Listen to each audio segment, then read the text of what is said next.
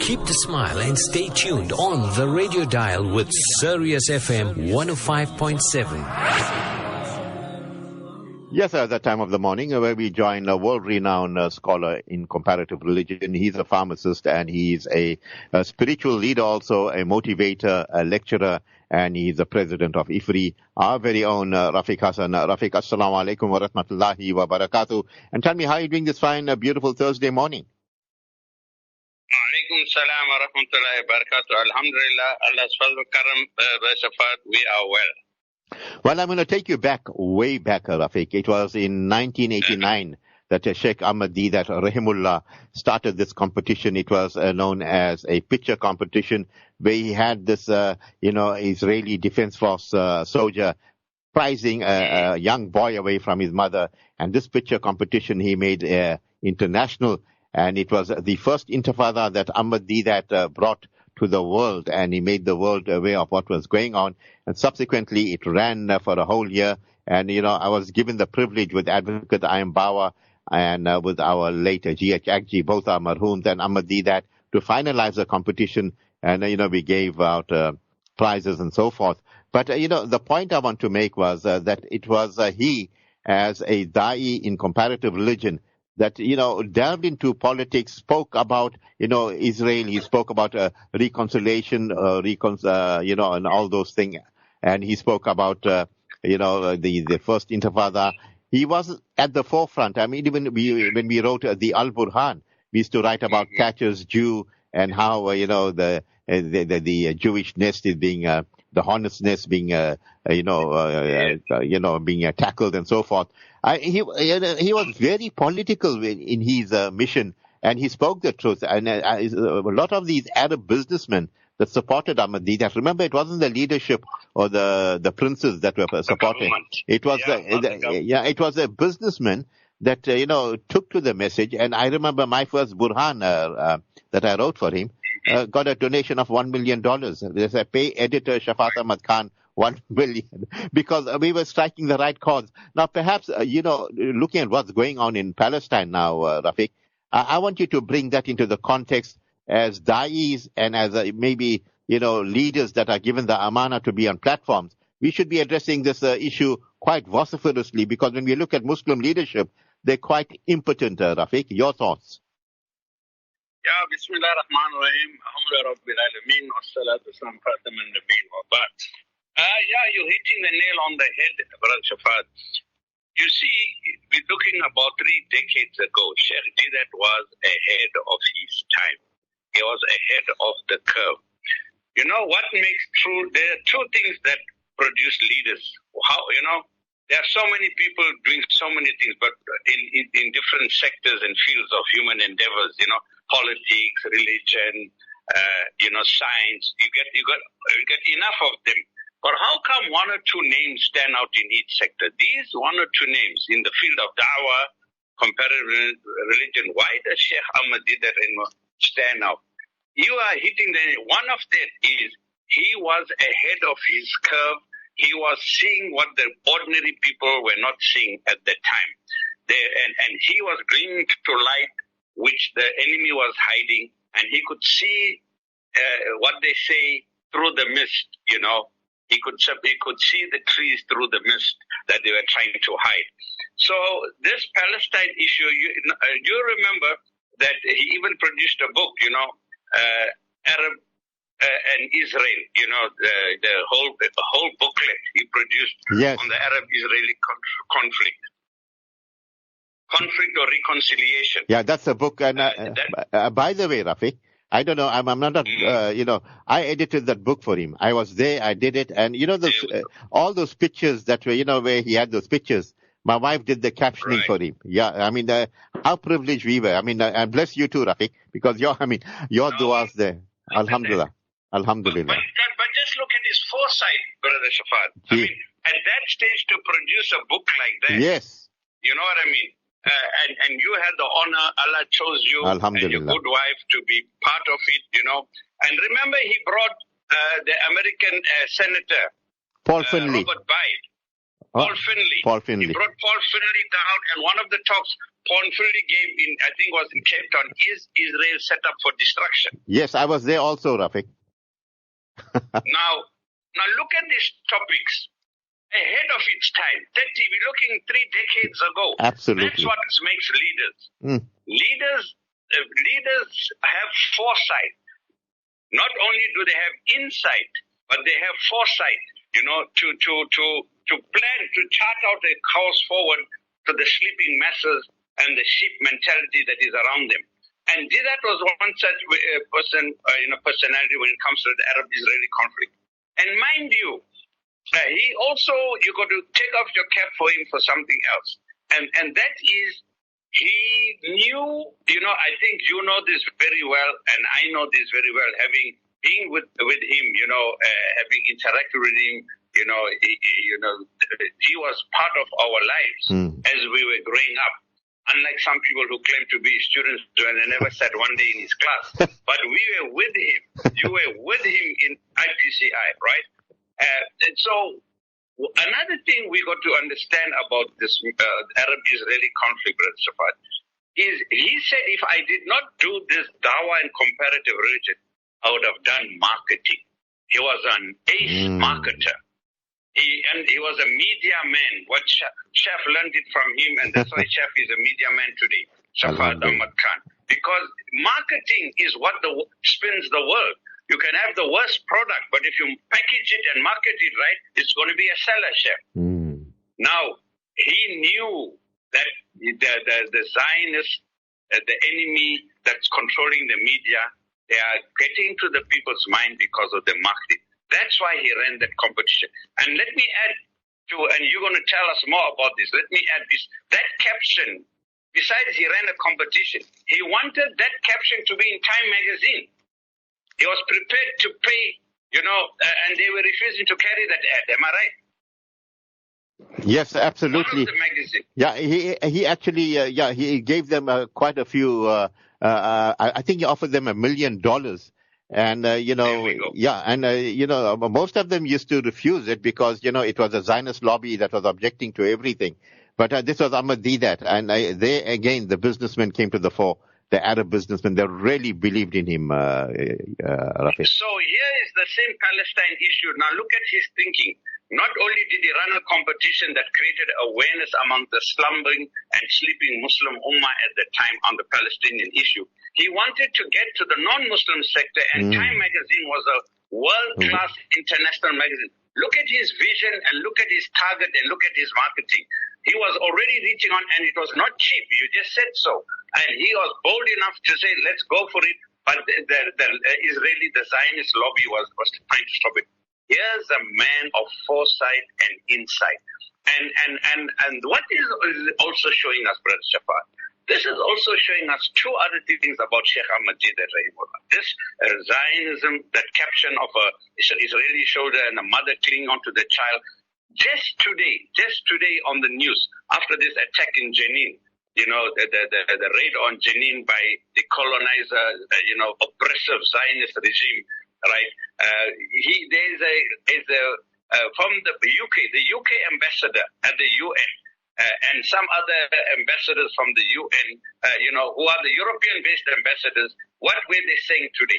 The point is that it is not from now, but the statistics are showing from decades ago that Israel is targeting innocent children and women. It was appeared I saw it today on the television, which Sheikh Didat was showing in his caption 30 years ago. And they haven't stopped. You know why they will never stop? They will never stop. Because the Israeli Zionist lobby has got America, Britain, France, United Nations, and all of them in their pocket. The only time it will stop, if there is only one Muslim country out of the over 50 Muslim countries who stand up and say, enough is enough, we are going to take action. We're intervening in this war. The day that one Muslim country stands up, Israel will put its tail between its legs and pipe down. But because there's not a single Muslim country, Jordan is a neighbor, Egypt is its neighbor, Saudi Arabia, you just name all the countries that are surrounding, the immediate neighbors. They are all impotent. They are all saying absolutely zero. And you find the news coming out of Jenin right now from the fighters, the Mujahideen in Jenin. What is the main complaint? We are alone. We are all alone. The Muslim world hasn't even given a condemnation to what has happened to us. You know, Rafeek, I'm going to say this very boldly that even when Ahmed Deedat made a parda from this world, Allah had you as a director of Dawah at the IPCI. Then both you and I spoke to different media houses, extensively the day of the Mayat. And also then Yusuf Deedat subsequently became very close with you. You were the one that went to court with him. I was liaising with him with Al Jazeera because Al Jazeera wanted to cover the Janaza live, Sheikh. Yes. And they were based in Johannesburg. So you are sharp. And I had to tell Yusuf to hold the Janaza, just delay it, because they wanted to come first to IPCI where I was as the director to take a few footages there. And then from there, I had to take them. They followed me to the Janaza to Rahimullah's house in Verulam.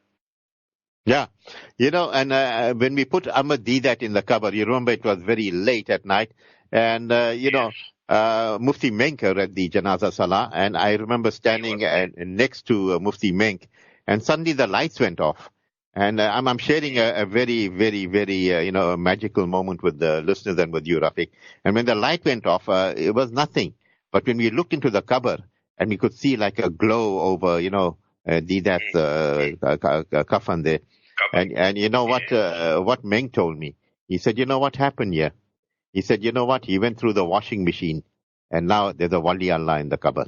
And it really, really was a telling moment indeed. But, all these moments coming through, Rafeek, Allah bless you for sharing that. And, as we think about many things that happened to Ahmed Deedat, Rahimullah, also, he published that book, They Dare to Speak Out, and that book was sold. And, Can I just intervene, Brother Safad? Before I forget, I have to tell you this. I was in Palestine in December. I went on the Jerusalem trip, right? And I was in Hebron. I was in Hebron. I was with taxi drivers and people, Palestinians in Hebron. I had another taxi driver from Bethlehem who took me to my to the airport and to Jerusalem. Two separate people, Brother Shafat. Two ordinary, out of the blue, ordinary Palestinians walking on the street, one in Hebron, one taxi driver in Bethlehem. And when I mentioned I'm from South Africa and I'm from the Sheikh Ahmed Deedat, I was the Mudir of Ahmed Deedat, both of them burst out crying. What the man is known, Sheikh Deedat Rahimullah, the Palestinians know him. They remember him because he stood for them at a time when nobody wanted to stand for them. You know what a moment, Rafeek. And also, Sheikh Ihsan Hendricks, Rahimullah, I remember he told me this. He said, Shafat, I went to the Gaza and I went into a very remote part of Gaza. And I was talking and I told them I'm from South Africa. And an old lady told me, wait. And she ran into a room and came back with a pamphlet, he says. And there it was Sheikh Ahmed Deedat. That competition we are talking about.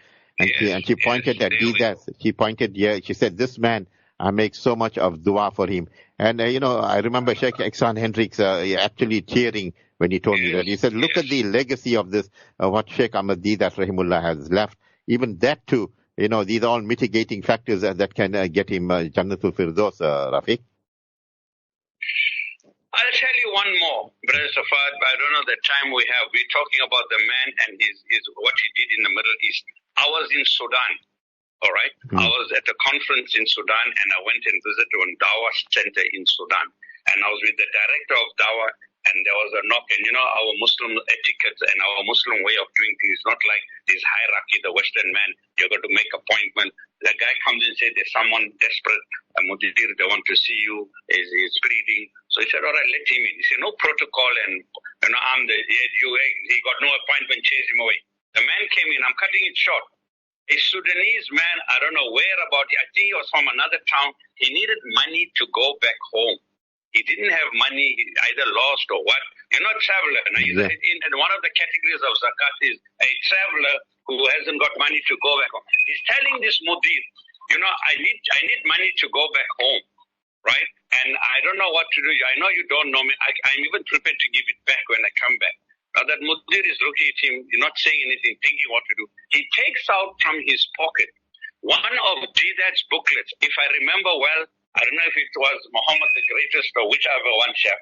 And do you know what he said? He said, I treasure this with my life. I'll leave this book here as a guarantee. And when I come back with my money, you give me this Didat's book back to me. Wow. What a look at the trust they had in that. And look at the value he put onto that book. Unreal, Rafeek. Of Sheikh Didat. Allahu Akbar. Hey, no, I'll share you one more thing. When I joined Sheikh Ahmad Didat, Rahimullah, and I think it was 3 or 4 months in my tenure with him, and he looked at me and he said, Beta, I want to make you a personality. I want you to become a personality. And I wondered, what is he talking about? Maybe the dua came through, the dua of, Ibrahim Bawa and people like yourselves and all that in place. Not maybe. It came through, brother. Allahu Akbar, Allahu Akbar. Yes. He was sitting in my pharmacy. He came to collect medicine in my dispensary. And while busy, I told him, Uncle, I used to call him Uncle. I say, Uncle, make dua. I join you full time in the dawah. And he said, you sure you want me to make that dua for you? You know what you're asking me. So, I got taken aback. He says, you are a full-time, you are a professional pharmacist, aren't you? I said, yes. He says, I'm a professional beggar for Allah. Do you want to swap positions? You're making me to make a dua. You want to swap positions from a professional pharmacist to a professional beggar for Allah. I said, gee, Uncle, I want that dua. He said, well, I'll make the dua for you. Wow, Rafeek. And that's it, right? I mean, we must just thank Allah subhanahu wa ta'ala for giving. Duas. We are nothing. We are nothing. We are the duas of our elders and these, these da'is of Allah and these people who work fi sabilillah, selfless for Allah.